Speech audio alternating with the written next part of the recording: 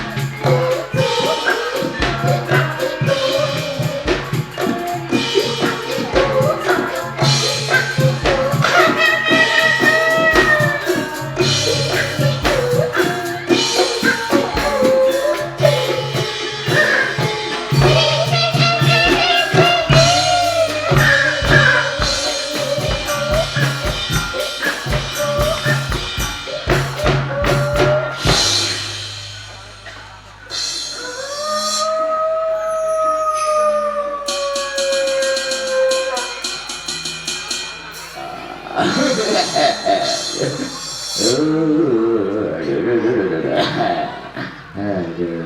mataku motor, dasku hancur kabeh.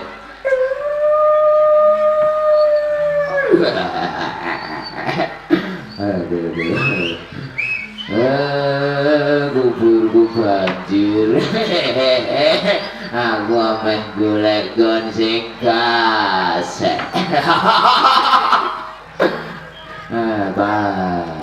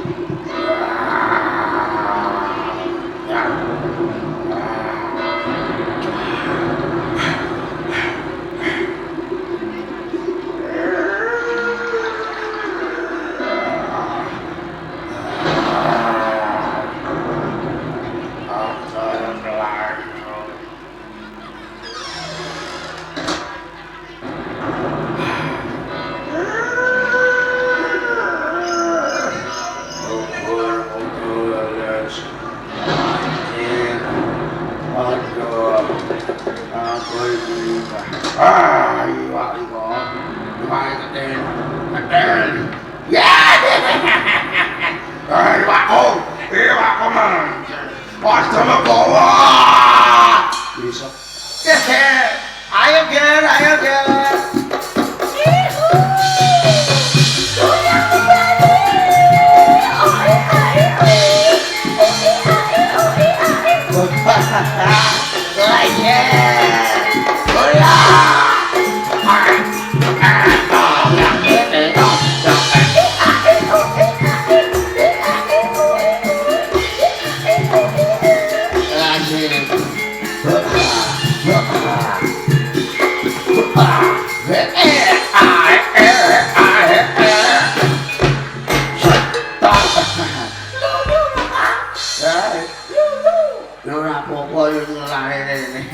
Assalamualaikum warahmatullahi wabarakatuh. Waalaikumsalam. Penontonnya atuh dek, jauh di sana. Wah iya kan, siunut alang-alangin dengar kecelakaan teror. Oh iya mati sedikit kegrimisan ya. Wis terang kan. Oh terang, alhamdulillah. Wah, terus sore tidak ya dek, hanya pakai. Kira apa kan? Udan dianggap rezeki ya kan. Harus berang-berang dino tidak ya dek. Kenalan, nama saya muncul. Saya Endang Swastri. Wah, acaranya apa dek ini? Acaranya sunatan kan. Sunatan, oh nang desa Dukuh Ngabrak, desa Tegal Dongo, kecamatan Bungem, Kabupaten Rembang. Apa padi di atas weh. Aku lali dek, walah alhamdulillah bolak-balik sono desa Tegal Dongo dek, dukano sing sunat muga-muga ndang enggal-enggal waras. Muga-muga cita-citane tercapai.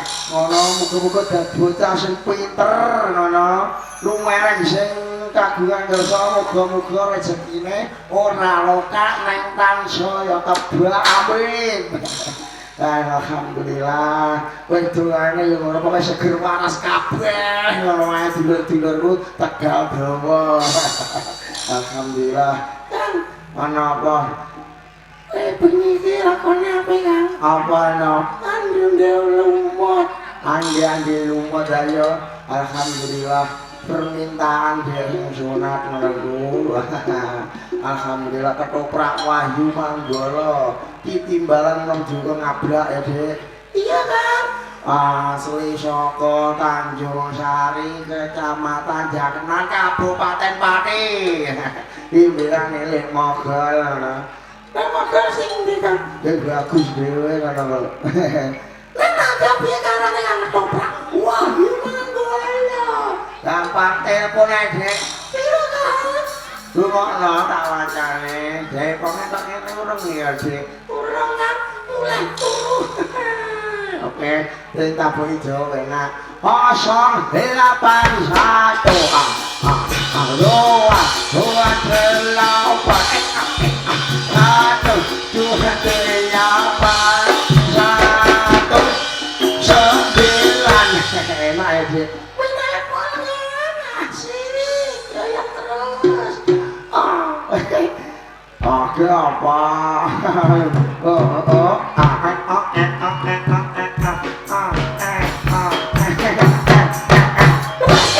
Pemalan joget ae.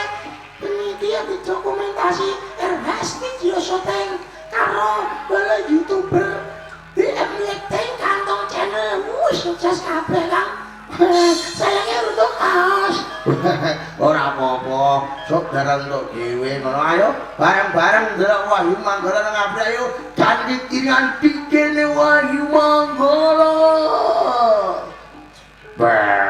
Itu iki. Goyang deh.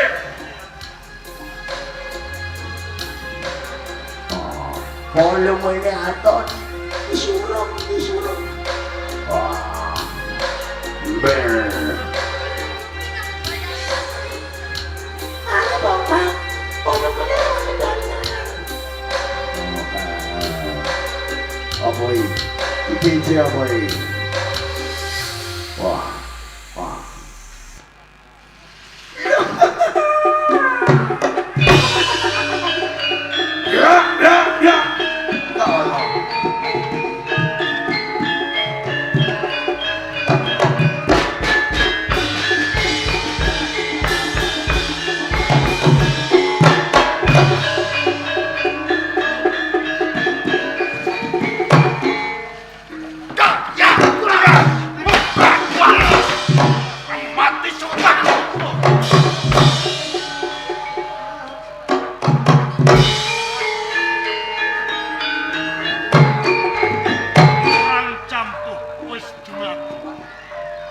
iki dadi atur.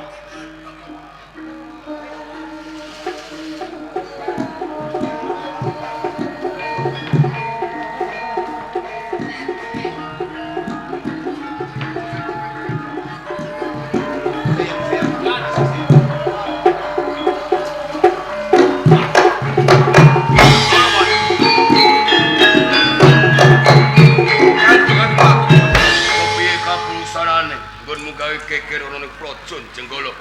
Pangapunten dalem Kanjeng Depat. Campuh perang dumadi sedaya prajurit wonten ing bantarangan kapesa kula ndrak.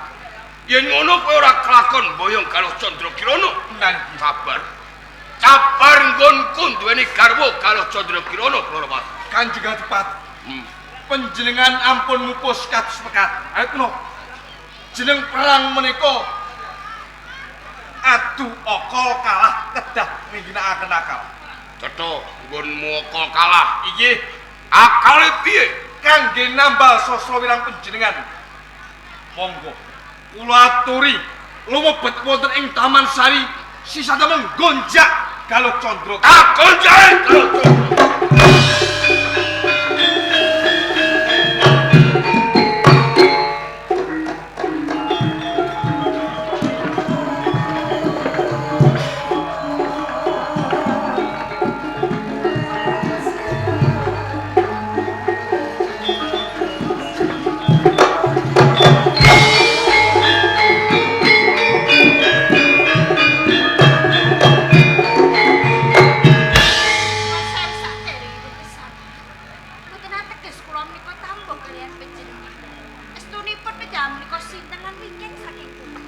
Klono Sewandana saka Kadipaten Bantarangin.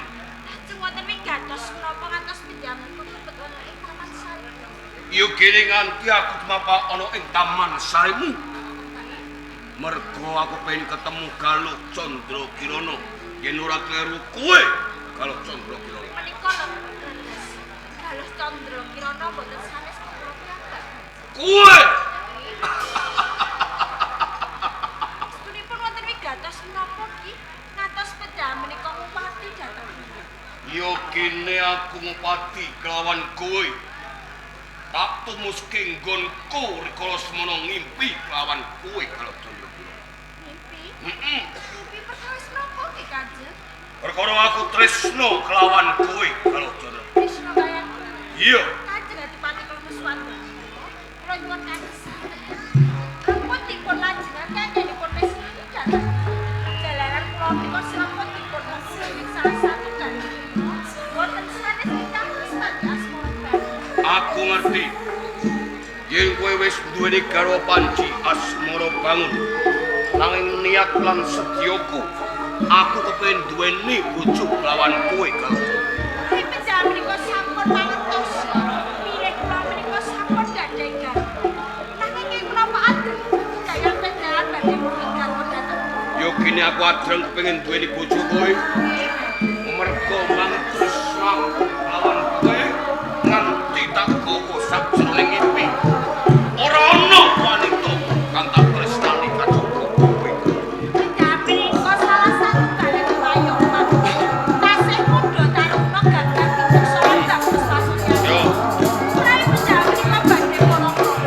Monggo penjam menika kuwat wanita sanes menapa kula Kanjeng. pancen jagat iki digelar rombong. Wong wadon ora ngomongake siji ning akeh. Nanging kabeh mau ora ana kang cocok ning jroning atiku. Mung kowe ning jroning atiku. Nanging benten kaliyan kula. Kula boten tresna dhateng penjam. Lan malih kula boten badhe nyanati katresnanipun garwa kula. Sapa maneska ya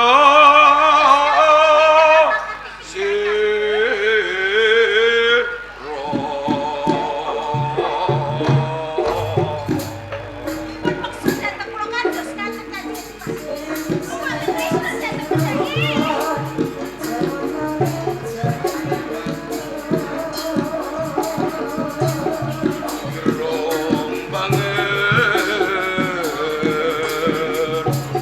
Kodeknya mangudo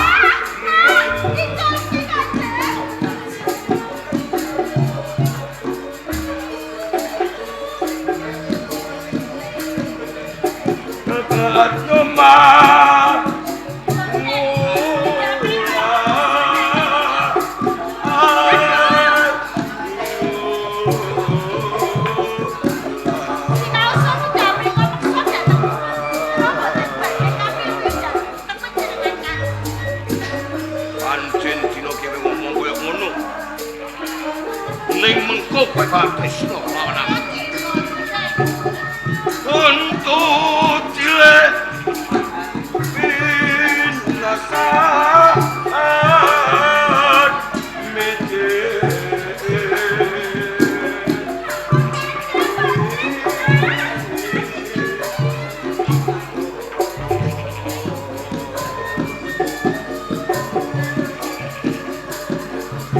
Alis nyonang gasa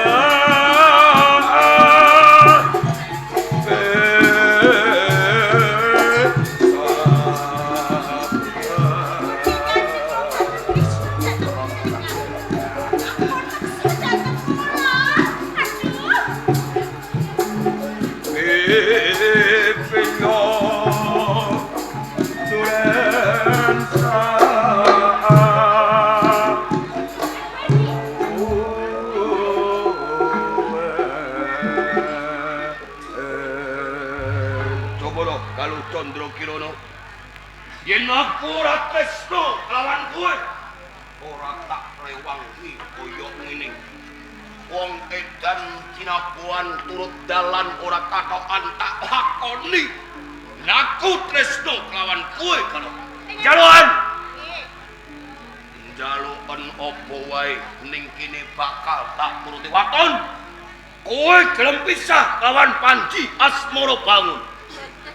Sampun dados sumpah kula. Ngantos pupute jagat kula menika boten badhe pepisahan kalian Kang Mas Asmara Bangun. Yen pancen kowe ora gelem pisah karo Panji Asmara Bangun, dino iki aku bakal bisa ngrasake lawan kowe. Ngerti wae? Ayo. Ayo.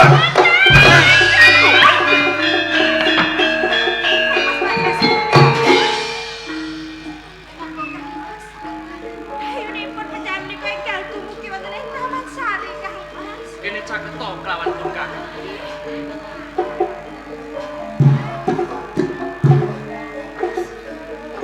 Setun temen kata tak tunggana tapi wajib ewang dene wis selingkuh dening priya liya saliyane aku. Ya menika pengiripun api. Menika Hadipati Klono Swadana ingkang gonjak dhateng kula.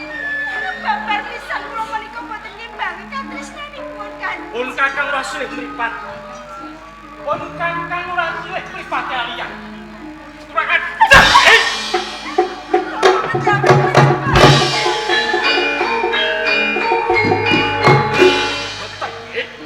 Sopo? Ora ngajeni karo garawamu babar pisan. Ndak rewangi aku ngrungkepi tresnamu kelawan aku ning wong dene. Kowe nyanati dening katresnan. Jane mbak. Keplaning tanganku tuwiba ning ragamu aku ngemah jalaran kowe banget tak tresnani. Kok pitados kalian. Sing miwiti kowe. Sekata Sinulo Kang Mas. nganggo palagan apa bae pun Kakang wis ora percaya kelawan aku. Rungokno tembungku kang pungkas. Aja aluk kelangan karamu. Aku ora sudi.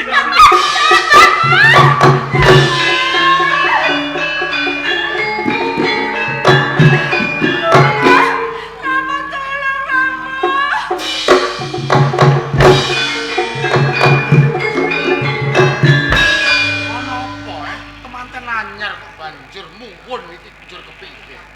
Aturi katiwasan Romo. Ketewasan ana apa? Kang Mas Panji Asmara Bangun nilarake dhateng kula Romo. Garwamu bangun nilarake taman tambak boyo. Lho. Kok nganti ana kedadian kaya ngono mesti ra ana jalarane.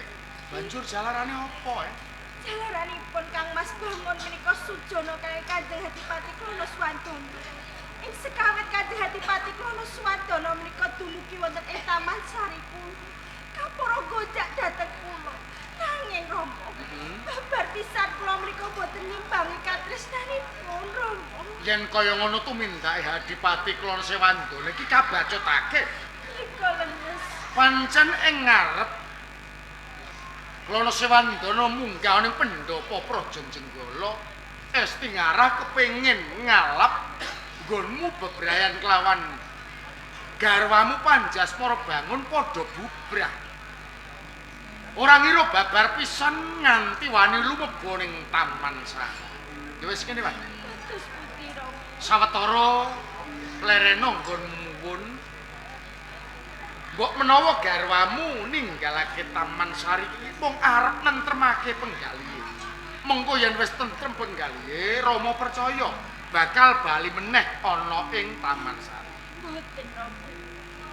Mboten wonten kinaripun kula mapan wonten ing Taman Sari. Nanging kula menika boten sesarengan kalian garwa kula Kang Mas Bangun. Garwamu bangun wis ninggalake Taman Sari. Mengko sedhela meneh bakal bali. Jelas sampun dados sumpah kula Rama. Pilih kula menika boten saged pepisahan kalian Kang Mas Bangun. Pramila to mriki kula nyuwun pamit badhe ngupati kalian Kang Mas Bangun. Halo.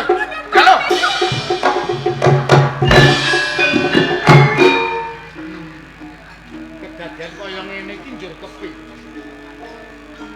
Kartolo, kan kujene warsa. Ora ngarso.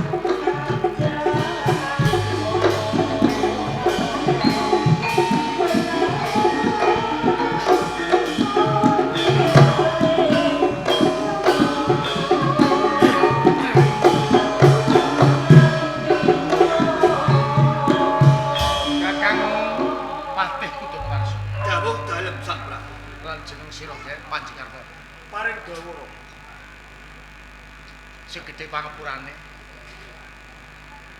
panjenengan aku ngersakake sira marak ora ana ing pendopo nanging ana ing Taman Sarine Galuh Candrakira. Iki estunipun wonten wigatos menapa to Sabra? Ana kedadian kang ora nyenengake. Wonten kedadosan kang boten kremenaken. Kedadosan menapa Sabra? Mentas wae Hadipati Klana Sewandana lumebu ning Taman Sari gonjak lan Sekartaji. Ora ngira babar pisan kadengangan dening Panjaspara bangun, malah kapara tumiba kosok balen. Panjaspara bangun Sujana lan Sekartaji dinakwa Sekartaji selingkuh lan Hadipati Bantarangin. Nganti ndadekake Sulaya rebuk satemah Panjaspara bangun ninggalake Taman Sari. Ora mung kuwi. Galuh Candrakira Sekartaji uga ninggalake Taman Sari. Yen ana kedadian kaya ngene yen nganti kepireng ana ing Kediri njur kepiye. Mula kanthi kuwi panjenengan wersakake sebar payung okeng prajurit Jenggara. Upadinen Panjaspara bangun lan Sekartaji. Yen wis ketemu mengko gelis jaeng utawa kanthi bali ning Jenggara. Parang nyuwun pamit. sampai panas. Silakan.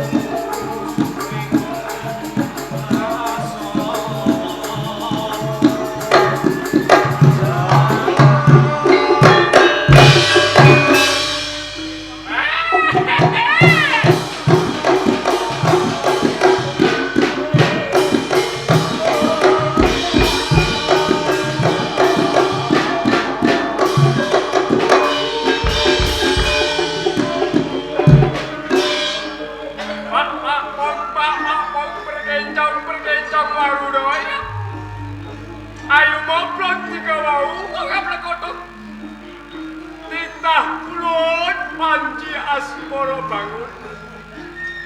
Jeneng kita juga Panji Asmara Bangun.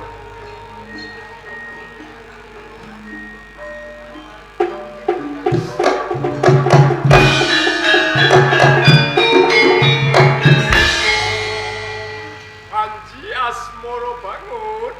Sang pitulung paringga. Kulon wis ngerti apa sing kok karepke Panji Asmara Bangun. Mergo nganti titah kulon Panji Asmara Bangun mempen semeti ana engkah yangan Salendra Bahwana rasaning panas jebul aku tumurun ana ing Arcapada jebul jeneng kita mahas ing asamun dur apa sing kok karepke titah kulon Panji Asmara Bangun. Sanjang pitulung Bathara Narada. Kula namung kepingin sanget udari luwet renteng ing manah kula prana. Bojo kula nggih garwa kula Sekartaji cetanipun selingkuh mateng priya sanesipun kula. Kuwi kleru jeneng kita dakwa kelawan garwamu. Kabeh kuwi ora bener Panji Asmara Bangun. Kula nyipati piyambak garwa kula pun gonjak kaliyan tiyang sanes. Ning senadyan jeneng kita ngerti sejatine garwamu babar pisan ora tresno kelawan jeneng kita. Mula jeneng kita kudu waspada titah kulon Panji Asmara Bangun. Lajeng kula kedah tumindak kados pundi? Apa titah kulon Panji Asmara Bangun isih seneng kelawan garwamu? Ngantos pecating nyawa kula mboten saged pisah kaliyan Galuh Candra Kirana. Yen pancen kowe isih tresna kelawan garwamu titah ulun. Dina iki kowe gelem kowe Wulandara utawa Ngenger ana ing omahing Mbok Randha Karangkulusan. Ning kowe kudu nukar busana titah ulun. Kula kedah nukar busana ing dipun kersakaken nganggo jeneng kita. Kuwi busana sudra. Kula nyudra. Mengko yen wis jeneng kita sudra titah ulun, aja nganggo jeneng Panji Asmara Bangun. Lajeng kula kedah sesebatan sinten sakta? Nganggo jeneng Ande Lumut.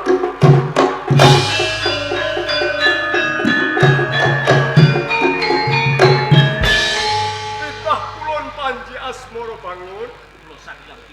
Yen jeneng kita wis bisa nampa, kulon bakal bali makayangan Panji Asmara Bangun.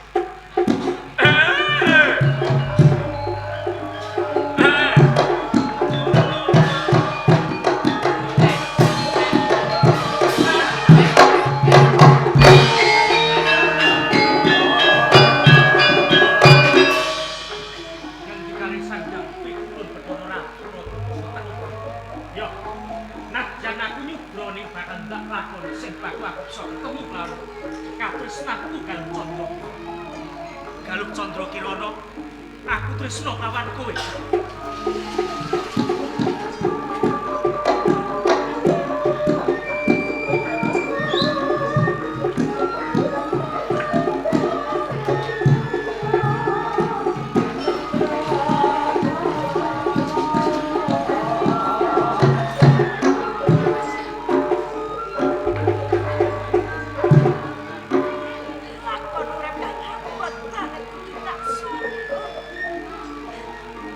Aku kudu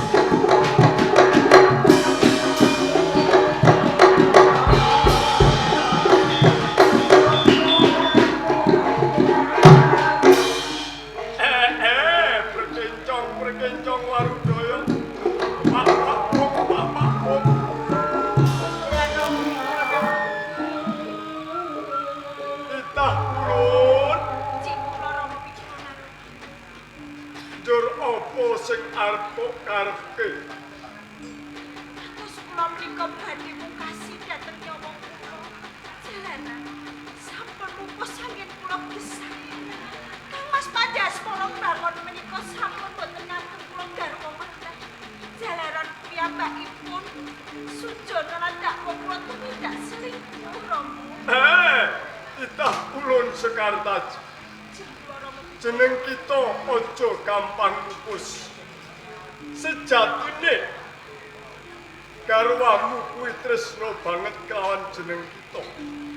Mula yen pancen jeneng kita kepengin ketemu kelawan garwamu kuwi ana syarat sarana apa kono. Lajeng syaratipun menapa iki Rama Pikulun Narada? Gelem dina iki kowe Lukar Busana kowe macao dadi wong desa apa kono. Lukar Busana. Mengko yen kowe wis kelakon macak sudra gelem ngenger ana ing desa ndadapan ana ing omahe Mbok Rondo ndadapan kono. Nek jeneng kita aja nganggo jeneng Galuh Candra Keana. Nganggo jeneng Endang Rara Tumpi kono. Itah ulun Sekartaji. Kula Rama Pikulun Narada. Yen jeneng kita wis bisa nampa marang dawuh ulun bakal bali pakayangan kono. Sampun terang matur waca sedaya pangantika panjenengan. Badhe kula estakaken Rama. Yen kaya ngono ulun bakal bali pakayangan.